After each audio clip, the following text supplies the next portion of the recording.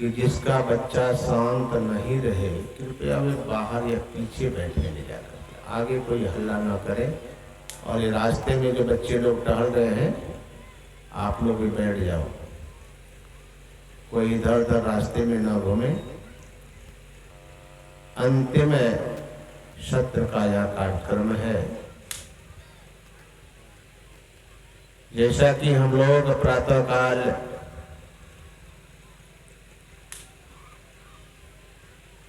सबों ने सत्संग की समाप्ति के बाद प्रातःकाल हम लोग जिसके उपलक्ष्य में जिस दिवंगत आत्मा की शांति के लिए हमारे आदरणीय शिव नारायण यादव जी अपने धर्मपत्नी कि इस दिवंगत आत्मा को शांति मिले, इसके लिए यह सत्संग का आयोजन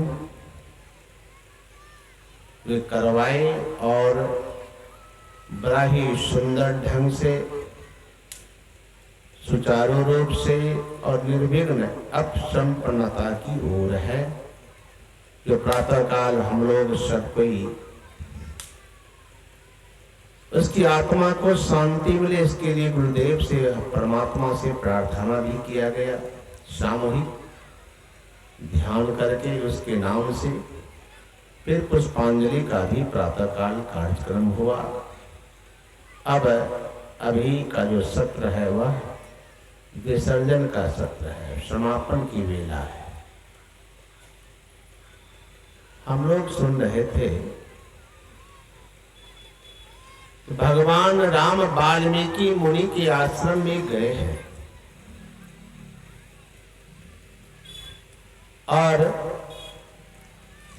भगवान राम वाल्मीकि मुनि से पूछते हैं, क्या पूछते हैं कि हे मुनिदेव मुझे बताइए कि मैं निवास कहां करूं।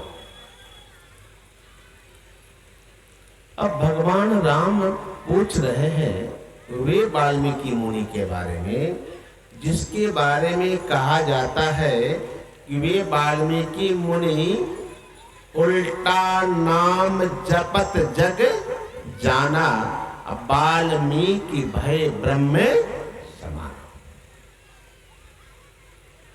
कहा जाता है कि ऐसा लोगों की धारणा है कि वाल्मीकि मुनि पहले रत्नाकर हत्यारा थे, बहुत बड़ा हत्यारा।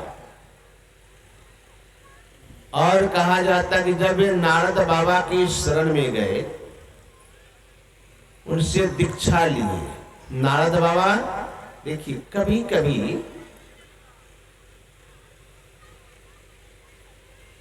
संत ही जीव को चेताने के लिए जीव के पास पहुंच जाते हैं। हम गुरु को याद करें, हम परमात्मा को याद करें, यह बहुत बड़े मायने नहीं रखता। प्रातःकाल में मैंने कहा था कि नारद बाबा भगवान विष्णु से कहा कि मैं प्रिय भक्त क्यों नहीं, तो किसान ही क्यों। इसकी विस्तृत चर्चा प्रातःकाल सुन चुके हैं। तो इस बात को आप ध्यान से सुन लीजिए। आप भगवान को चाहें, भगवान को याद करें, आप गुरु को याद करें, गुरु के प्रति प्रीत हो, गुरु को चाहे, यह बहुत बड़े मायने नहीं रखता है। तो क्या रखता है? सबसे बड़ा मायने तब रखता है कि जिस भक्त को, जिस शिष्य को गुरु याद करे, जिस भक्त को भगवान याद करे, वह तो सबसे माने की बात है। श्री सद्गुरु महाराज की जय। हम भगवान को याद करें कोई बड़ी बात नहीं, भगवान हमें याद करे ये तो बहुत ऊंचे दर्जे का भक्त होगा। भगवान हमें याद करे ये साधारण बड़ी बात नहीं है। देखिए नारद मुनि गए हैं वाल्मीकि मुनि के पास। वो पहले रत्नाकर हत्यारा थे। अब देखिए संत कैसे जीव का कल्याण करते हैं। तो नारद बाबा ने कहा कि तुम जो इस तरह से हत्या करके धन इकट्ठा कर रहे हो, कमा रहे हो पैसा, चाहे जो भी कर रहे हो, ये जो इतना बड़ा पाप तुम कमा रहे हो, तो इसका हिस्सा तुमको पता है कि सारा फल तुमको भोगना पड़ेगा, इसका हिस्सा कोई लेने वाला नहीं। क्यों? जब मैं धन कमाता हूं तो हमारी पत्नी हिस्सा लेती है, बच्चे भी खाते हैं, जो भी कमाता हूं सब कोई हिस्सा लेते हैं, सब खाते हैं उस धन को, उसका उपयोग सब कोई करते हैं, हिस्सा सब लेते हैं। तो हमारे पाप में भी जरूर क्यों हिस्सा नहीं लेंगे? लेंगे। देखिए ऐसे भी नियम है कि अगर पत्नी कुछ धर्म करे, पत्नी अगर दान पुण्य करे, आपकी पत्नी है सत्संग करती है, भजन करती है, ध्यान करती है, खूब शुभ काम करती है, तो मोच वाले ध्यान रखिएगा, आपको इको पैसा हिस्सा मिलने वाला। बहुत मोच में ताव देते हैं, हमारी पत्नी तो बड़ी धर्मात्मा है, बड़ी धर्मात्मा है, तो क्या सोचते हो आपको दे देगी? नो, ये भ्रम में मत रहिएगा कि हमारी पत्नी बड़ी धर्मात्मा है, सत्संग में जाती है, हम तो नहीं जा पाते हैं बाबा, लेकिन पत्नी जाती है। तो पत्नी जाती तो क्या पत्नी आपको हिस्सा दे देगी? नहीं देगी। लेकिन यदि आप सत्संग में चले गए मोच वाले, तो ध्यान रखिएगा, अगर आप धर्म कर्म कर रहे हैं, आप शुभ काम कर रहे हैं, तो बेचारी नहीं भी आएगी, घर बैठे हिस्सा ले लेगी। जय गुरु महाराज। घर बैठे आधा हिस्सा।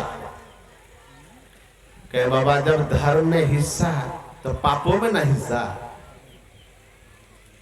यही बात नारद जी ने कहा था कि तुम क्या सोचते हो कि तुम जो लूट मार कर रहे हो या धर्म कर रहे हो, तुम्हारी पत्नी हिस्सा लेंगे इसमें?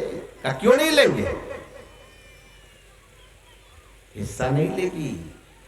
क्यों नहीं लेंगे बाबा? जब हमारे धर्म में हिस्सा, तो अधर्म में भी हिस्सा होना चाहिए उसका। नहीं होगा। क्यों? कि हम लोग जानते हैं कि जब कोई आपसे पूछता है, आपके पास में खड़ी है आपकी धर्म पत्नी, और आपसे पूछा जाता है कि इसका नाम क्या है, लिखिए बताइए, तो क्या कहते हैं? ये मेरी धर्म पत्नी है, मैं इसका पति हूं। कभी ऐसा कहते हैं कि मेरी धर्म पत्नी है और मैं धर्म पति हूं? कभी नहीं है। मोबाइल ठीक कीजिए, किसका बज रहा है? ये धर्म पत्नी है। आजकल तो ये पत्नी शब्द, धर्म पत्नी शब्द उठ भी रहा है। अब क्या कहते हैं? ये मेरी मिसेज है। क्या बोलते हैं? इंग्लिश पढ़ लिया जाता ना, समझता है कि हम कहेंगे ना कि मेरी मैडम है, मेरी मिसेज है। मिसेज है, मिसेज का समझ रहे हैं? ये सोच लीजिए, मिस एज मतलब ये मेरा आयु खाने वाली है। कितना बढ़िया शब्द दे रहे हैं। और पत्नियों के एकदम फूल के एकदम फुलोड़ी, हमको तो मिसेज कह रहे हैं। इसका अर्थ क्या है समझ ही नहीं पा रहे। मतलब हमारे उम्र को खाने वाले हैं, मिस करने वाले नहीं, मिसेज। बड़ा गंदा अर्थ है इसका। लेकिन हम लोग तो अंग्रेजी में इतना आगे बढ़ रहे हैं ना कि कुछ पता रहे नहीं रहे, टाइम को टेम बोल देंगे। आजकल तो अंग्रेजी का क्या कहना। ये धर्म पत्नी है, कितना बढ़िया शब्द है। लेकिन आजकल लोग भूलते जा रहे हैं, पत्नी को धर्म पत्नी नहीं, मेरी मैडम है, मैडम कहते हैं, मिसेज कहते हैं। धर्म पत्नी कहने में लाज लगता है। कितना बढ़िया शब्द तो है, धर्म पत्नी है। आपकी धर्म पत्नी है वो, तो वह आपके धर्म में ही हिस्सा लेने वाले होंगे, अधर्म में हिस्सा नहीं लेंगे।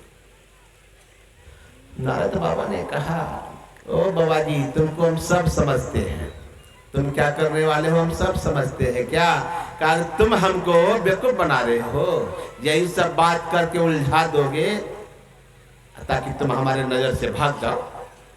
नहीं, हम भागने वाले नहीं है। नारद जी ने कहा, मैं भागने वाला नहीं हूं। एक काम करो ना, तुमको हमारे बात पर विश्वास नहीं है तो तुम जाके अपनी पत्नी से ही पूछ लो कि क्या, बच्चे से पूछ लो कि हम जो ये लूट मार करते हैं, हत्या करते, कत्ल करते हैं, क्या इसका हिस्सा तुम लोगे कि नहीं, भागी बनोगे कि नहीं पाप का। कहा हम ज्यादा पूछने के लिए बाबा जी तुमको सिखाते हैं, तुम 9-11।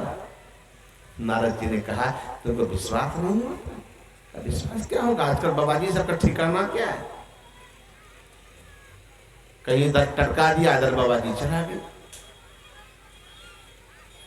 तो कहा एक काम करो, अगर विश्वास नहीं है तो हमको बांध दो पेड़ पर। देखिए नारद जी गुरु कैसे होते हैं, शिष्य का कल्याण के लिए बंधन स्वीकार कर रहे हैं। क्या कहा, तुमको डर लगता है ना मैं भाग जाऊंगा, तो तुम हमको बांध दो पेड़ में। रत्नाकर ने कहा, हाँ ये काम करूंगा, बांधूंगा। क्या ठिकाना, बाबा जी भाग गया। तो नारद बाबा को बांध दी हाथ पे और पेड़ पे लताओं से लपेट दिया। कहीं भागना नहीं बाबा जी, हम आते पूछ कर।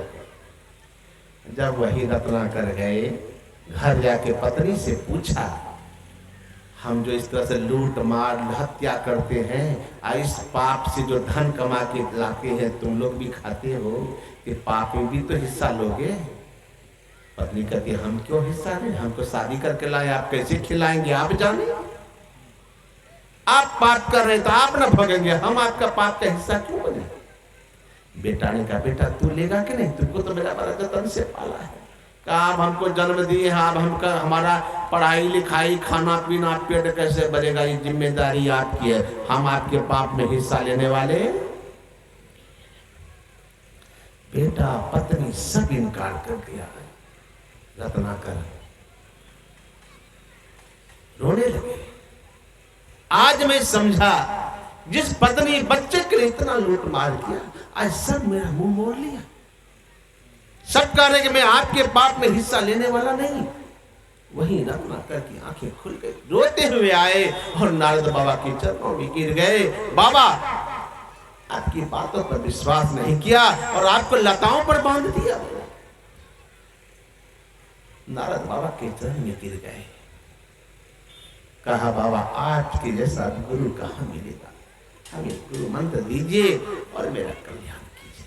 कहा जाता है कि नारद बाबा ने इसको गुरु दीक्षा दिया और वे इतने बड़े पापी थे, लोगों की इसी धारणा है कि वे जब राम राम बोलते थे तो कहते कि मरा मरा, राम राम भी बोल नहीं पाते थे। लेकिन ऐसी बात नहीं। अरे जो राम बोल सकता है वो मरा भी बोल सकता है। लेकिन एक बात और है, आप भगवान का नाम जैसे भी लो, अरे मरा मरा मरा मरा मरा भी बोलेगा तो एक जगह अगर ठीक से देखेंगे तो राम राम भी आ जाएगा उसमें। ऐसा नहीं है, वो तो हम आपका मन विश्लेषण करने का अपना तरीका है। जो मरा बोल सकता है वह राम भी बोल सकता है। उल्टा नाम का ये अर्थ नहीं है। उल्टा नाम का अर्थ होता है, एक शब्द होता है नीचे की तरफ से, एक शब्द होता है ऊपर की तरफ से जो आता है। जो ऊपर से जो ध्वनि आती है जो उसको उल्टा नाम कहा जाता है। और ऐसे उल्टा नाम प्रभु का नाम का स्मरण करके, प्रभु का नाम जप करके वाल्मीकि भय ब्रह्म समाना। श्री सद्गुरु महाराज की जय। एक शब्द होता है जो नाभि से टकरा के हमारे यहाँ बैखरी वाणी से निकलता है। एक शब्द होता है जो ऊपर से आता है, परमात्मा, जिसको सार शब्द, जो शब्द परमात्मा से चला है। आ रही धुन से सदा तेरे बुलाने के, जो शब्द परमात्मा का हम आपके अंदर में हो रहा है, वो शब्द ऊपर की ओर से जो आता है, इसलिए उसको उल्टा नाम कहा जाता है। वो कब सुनेंगे? जब मानस जाप, मानस ध्यान, दृष्टि साधन और सूरत सब योग की साधना जब कर, सब योग की साधना जब साधक करता है तो वह शब्द को पकड़ते पकड़ते पकड़ते जब परमात्मा के सार शब्द को पकड़ लेता है, वो ऊपर की ओर से आता है। उसी को कहा गया उल्टा नाम, जो ध्वन्यात्मक शब्द है। और ये हम जो बोलते हैं मुंह होकर के, ये वर्णात्मक शब्द है, और उस पर से जो ध्वनि आती है उसको ध्वन्यात्मक कहा जाता है। वो उल्टा, उसका नाम स्मरण करके, ये संतों की भाषा है। संतों की भाषा समझना सबकी बस की बात नहीं है। एक बार बचपन में हम थे अपने घर में, मैं छोटा था, तो मेरा घर तो ये अररिया के बगल में पड़ता है, जन्मभूमि। तो मैं बचपन से ही माता पिता के पास कोई आते थे, सत्संग भजन की चर्चा करते थे, तो मैं सुनता था। तो एक सत्संगी आए थे पलासी प्रखंड के उस समय, और वो अच्छे जानकार थे। तो वे सुना रहे थे हमारे पिताजी को कि देखिए हमारे पास एक पंडित जी आए। अब पंडित जी कहने लगे कि आप लोग जो है इस संत मत वाले जो है ठीक ठीक रामायण का चौपाई का अर्थ नहीं बोल पाते, नहीं समझ पाते हैं। तो वह सत्संगी कहने लगे, मैं पंडित जी से कहा कि अच्छा आप ही एक तो सही सही अर्थ हमको बता दीजिए। तो इन्होंने कहा बोलिए, चौपाई रामायण हमको पूरा कंठस्थ है। पंडित जी कहने लगे हमको रामायण पूरा कंठस्थ है, जहां से पूछ दीजिए सबका अर्थ हम कह दे। तो सत्संगी ने कहा कि गोस्वामी तुलसीदास जी महाराज लिखे हैं कि और एक गुप्त मत सब ही कहो कर जोरी, शंकर भजन बिना नर भगति न पावई। इसका अर्थ क्या है? तो पंडित जी कहते हैं ये तो एकदम खुलासा है, कहना क्या है? अरे गोस्वामी तुलसीदास जी महाराज कहते हैं, लिखे हैं इसमें कि भगवान राम कह रहे हैं कि एक गुप्त विचार में कह रहा हूं, पंडित जी समझा रहे हैं अपने ढंग से, और एक गुप्त मत। ये तो भगवान राम समझा रहे हैं लोगों को। क्या समझा रहे हैं? एक गुप्त विचार कर रहा हूं, सब ही कर जोड़, सबको हाथ जोड़ के समझा रहे हैं भगवान। तो हाथ जोड़ के समझा रहे, क्या समझा रहे हैं? शंकर भजन बिना नर भगति न पावई मोर। अगर कोई मेरी भक्ति पाना चाहता है तो पहले वह शंकर भगवान की भक्ति करे। ये तो खुलासा है। कहा तब तो इसका मतलब ये हुआ पंडित जी कि जो शंकर जी के पुजारी हैं, भक्त हैं, वो राम के भक्त हुए। कहा बिल्कुल, तो भगवान राम कह रहे हैं। कहा तब तो सबसे बड़ा भक्त तो रावण ही था ना, शंकर जी का। अरे हम लोग तो शंकर जी के ऊपर में जाल, दूध, बेलपत्र चढ़ाते हैं, फूल चढ़ाते हैं। रावण तो गला ही काट के चढ़ाता था। उससे बढ़ के तो कोई भक्त नहीं होगा। कहा तो फिर उसको राम जी मार क्यों दिए? भगवान राम को तो मारना नहीं चाहिए। जब वो भगवान राम कह रहे हैं जो शंकर की भक्ति करता है वो मानो मेरा भक्त है, तो फिर भगवान राम उसको मारे क्यों? तो पंडित जी कहते हाँ ये बात तो हम कभी गौर नहीं किए। कहा तब इस बात को समझिए, संत की भाषा है। संत की भाषा कोई संत ही समझ सकते हैं। यहाँ गोस्वामी तुलसीदास जी महाराज कहने का विभाव है कि भगवान राम ने कहा है कि एक गुप्त विचार में कह रहा हूं, क्या कि शंकर भजन बिना। अरे जो कोई अपने दोनों किरणों की धार को जोड़ लेता है, शंकर कर्म माने होता है हाथ, और कर्म माने होता है किरण, दोनों किरणों को जोड़े बिना। देखिए दृष्टि जो की साधना की बात है तुलसीदास जी महाराज, दोनों दृष्टि की धार को जोड़े बिना, मतलब बिना दृष्टि जो किए बिना कोई भी चाहेगा मेरी भक्ति को प्राप्त कर ले, वो कभी संभव ही नहीं है। ये संतों की भाषा है। तब पंडित जी कहते हैं कि हम तो कभी इसकी गहराई पे गए नहीं। बात तो सही है, इसका अर्थ कुछ और ही है। तो संतों की भाषा को समझना इतना आसान नहीं है। ऐसे वाल्मीकि मुनि जो ब्रह्म के समान हो गए, और उसके सामने भगवान राम गए हैं और क्या रहे हैं, हमको रहने का निवास बताइए, कहां रहूं। तो वाल्मीकि मुनि को कह देना चाहिए, प्रभु आपके लिए रहने का कमी है। सब तो घर में देखते हैं कि एक घर में तो एक एक कमरा तो बना ही देते, पूजा का घर बनाना भी चाहिए। प्रत्येक आदमी को एक घर पूजा का होना चाहिए, जहां बैठ के हम ध्यान पूजा कर सके। इतना बढ़िया टाइल्स मार्बल टाइप का मंदिर में लगा के लोग रखते हैं, सब मंदिर में जाके बैठ जाइए, और कहना क्या है। लेकिन ऐसा नहीं कहा। वाल्मीकि मुनि क्या कहते हैं कि हे राम, अगर निवास करना है तो कहां करो। तो गोस्वामी तुलसीदास जी महाराज लिखते हैं, जो वाल्मीकि मुनि ने कहा, जिनके सर्वण हे राम समुद्र समाना, कथा तुम्हारी सुभग सरिनाना। हे राम, जिसका कान समुद्र के समान हो, मतलब कथा रूपी चर्चा कितनों भी सुनाया जाए, उसका मन कभी भरे नहीं। ये नहीं 25 बार घड़ी उठा के देखे, कितना बज गया, 5:12 हो गए, अच्छा और 10 मिनट बाबा प्रवचन करेंगे, 5 मिनट 25 बार उठ बैठ करेंगे। इनके हृदय में भगवान वास करने वाले नहीं। जो 25 बार घड़ी का टाइम देखेगा, कब आरती लगेगी, जाएंगे नहीं। अरे भगवान वहां वास करेंगे। सुन लीजिए, वाल्मीकि मुनि कहते हैं, उनके हृदय में वास कीजिए। किनके हृदय में? जिनका कान समुद्र के समान है, कितनों ही कथा रूपी नदियां उसके कान में घुस जाए, लेकिन मन कभी अघावे नहीं, मन भरे नहीं। लेकिन बाबा सत्संग समाप्त कर दिए, और थोड़ा आधा घंटा कह देते, और 10 मिनट बढ़ा देते, मन नहीं भरा, बाबा और थोड़ा प्रवचन करते। ऐसा दिल जिसका हो, जिसका हृदय में ऐसी भावना हो, हे भगवान, हे राम, यह भक्त का हृदय तो सबसे सुंदर भवन है। रहना है तो ऐसे भक्तों के हृदय में निवास कर जाए। श्री सद्गुरु महाराज की जय। अब विचार करके देखिए कि क्या हम आपका हृदय ऐसा है जो सत्संग सुनने आए, अब मन कहे कि नहीं और सुने, या उठ बैठ कर रहे हैं, जाने की तैयारी कर रहे हैं, तब तो भगवान नहीं बसेंगे अपने हृदय में।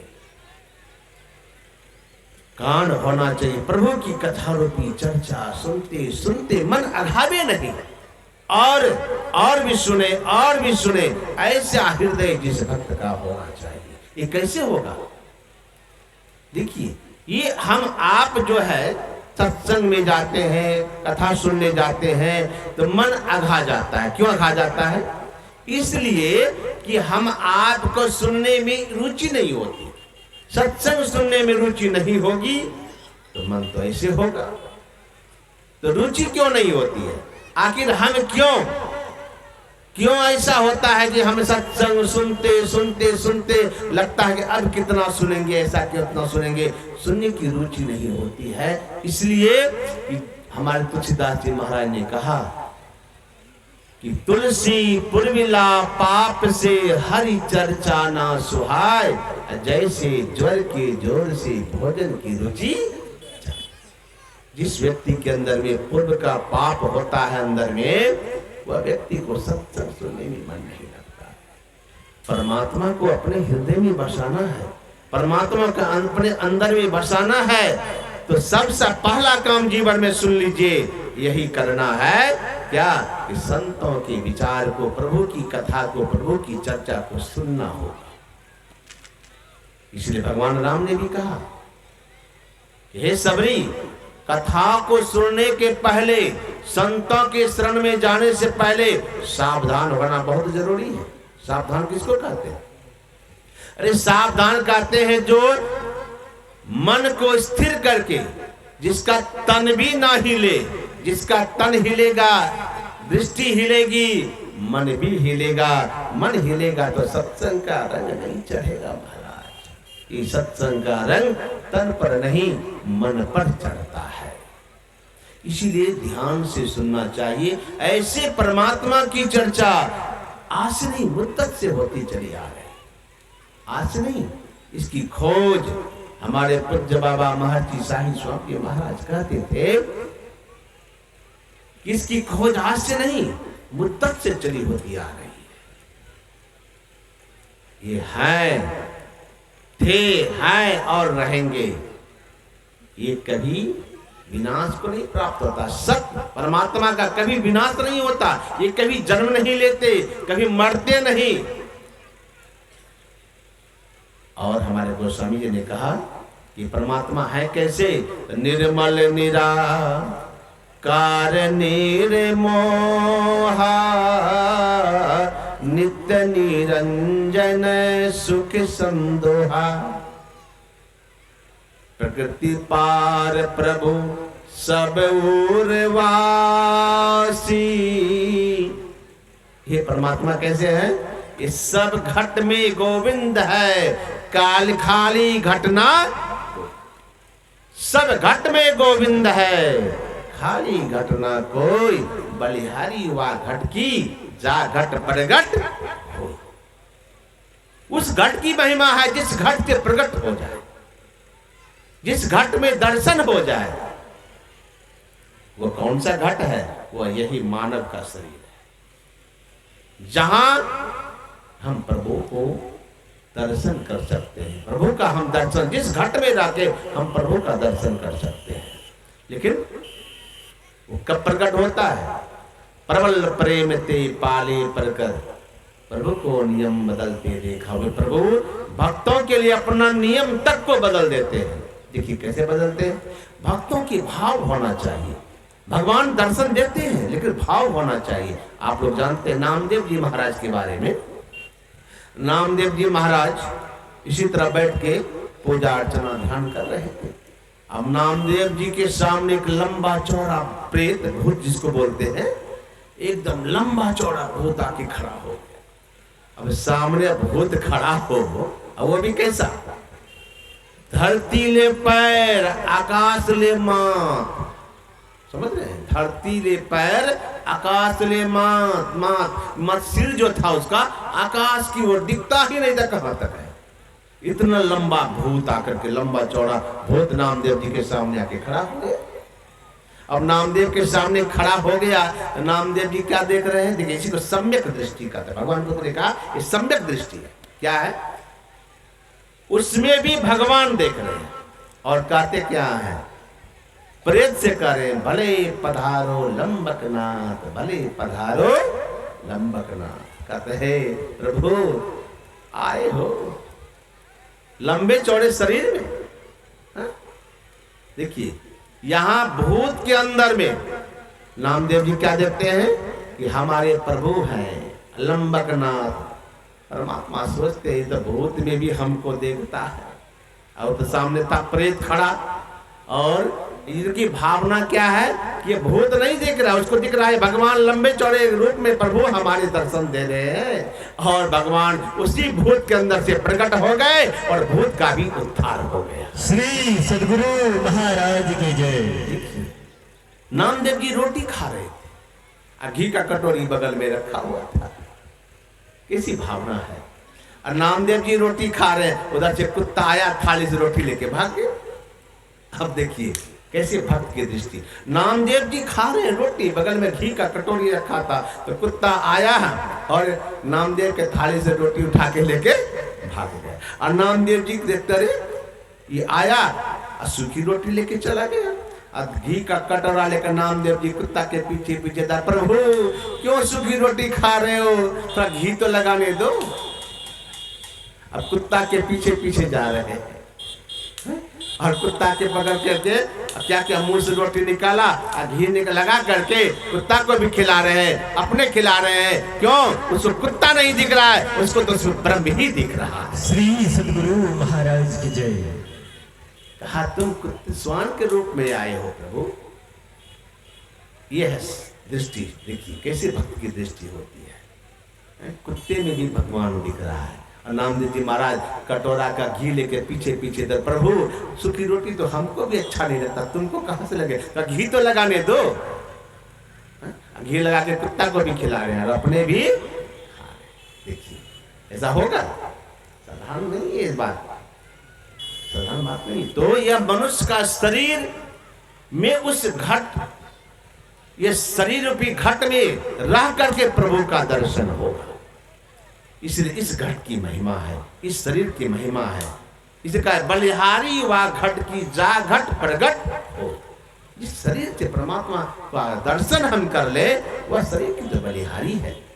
तो ऐसे मानव का शरीर मिला है और हम आपको प्रभु का खोज बाहर नहीं अंतर में करना चाहिए कि मनुष्य का शरीर मिला है। इसलिए काम धंधा भी कीजिए, समय निकाल के थोड़ा सा भजन कीजिए। महाराज ये शरीर मिला है मात्र मत प्रभु को पाने के, लेकिन यह काम बड़ा कठिन है बहुत कठिन काम है। इसलिए किसी भक्त ने कहा, खेलना पड़ता है जिंदगी से। भक्ति करना इतना आसान नहीं है।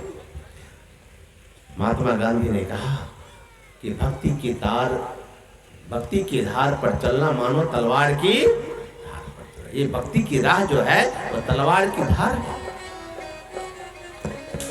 खेलना पड़ता है जिंदगी से, खेलना पड़ता है जिंदगी से। भक्ति इतनी भी सस्ती नहीं है। खेलना पड़ता है जिंदगी से, खेलना पड़ता है जिंदगी से। भक्ति इतनी भी सस्ती नहीं है। भक्ति इतनी भी सस्ती नहीं है। खेलना पड़ता है जिंदगी से, खेलना पड़ता है जिंदगी से। भक्ति इतनी भी सस्ती नहीं है। भक्ति इतनी भी सस्ती नहीं है। खेलना पड़ता है जिंदगी से, खेलना पड़ता है जिंदगी से। खेलना पड़ता है जिंदगी से। भक्ति इतनी भी सस्ती नहीं है। भक्ति इतनी भी सस्ती नहीं है। अपने मन में, अपने मन में, अपने मन में प्रभु को बसाना। अपने मन में प्रभु को बसाना। मस्ती नहीं है। अपने मन में प्रभु को बसाना। बात हर एक मस्ती नहीं है। खेलना पड़ता है जिंदगी से, खेलना पड़ता है जिंदगी से। भक्ति इतनी भी सस्ती नहीं है। भक्ति इतनी भी सस्ती नहीं है।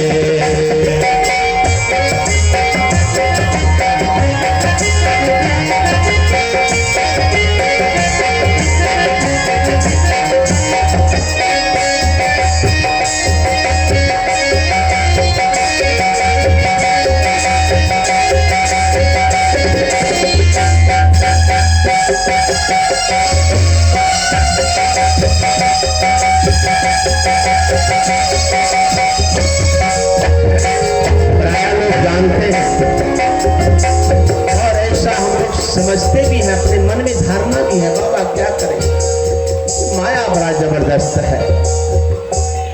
भक्ति भजन करने नहीं देता है।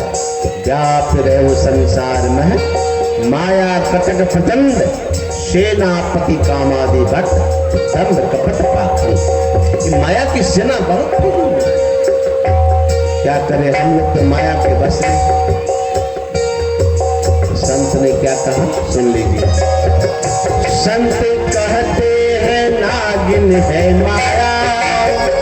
संत कहते हैं नागिन है माया। संत कहते हैं नागिन है माया। संत कहते हैं नागिन है माया।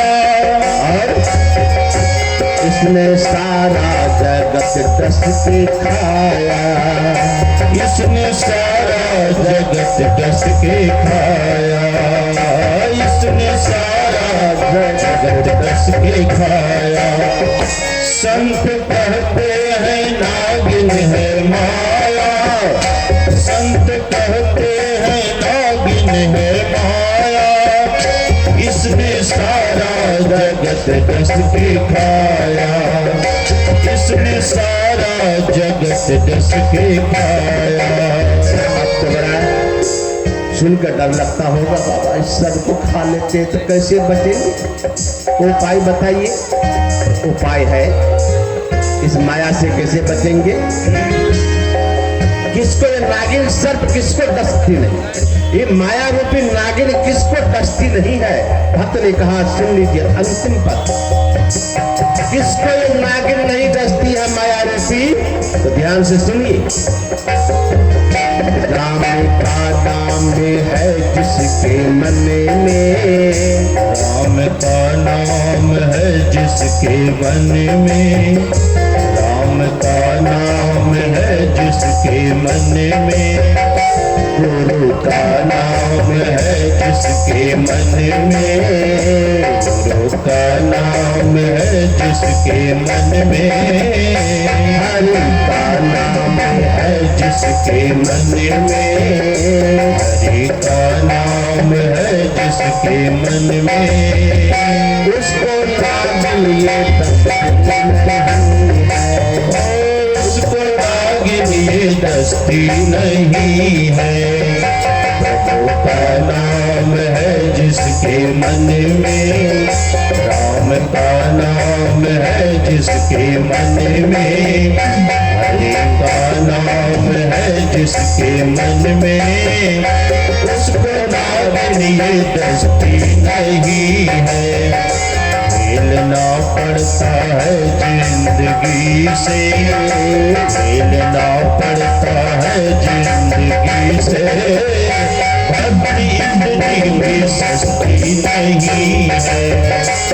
मिलना पड़ता है जिंदगी से, भक्ति इतनी भी सस्ती नहीं है। भाई एक बात बताइए, जब सर्प आ जाए क्या करना चाहिए? डंडा उठाते हैं कि नहीं? डंडा उठाते हैं सर्प को भगाने के लिए। तो डंडा उठाएंगे तो सर्प भागेगा, तो इसीलिए दोनों डंडा उठाइए ताकि माया रूपी नागिन भागे और ताली बजाइए।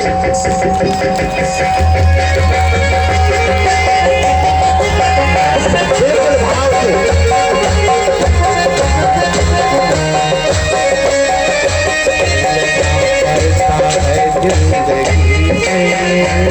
मिलना पड़ता है जिंदगी से, मिलना पड़ता है जिंदगी से, भक्ति इतनी भी सस्ती नहीं है।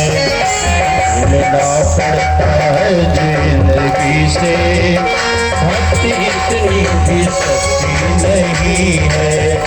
मिलना पड़ता है जिंदगी से, मिलना पड़ता है जिंदगी से, भक्ति इतनी भी सस्ती नहीं है, भक्ति इतनी भी सस्ती नहीं है।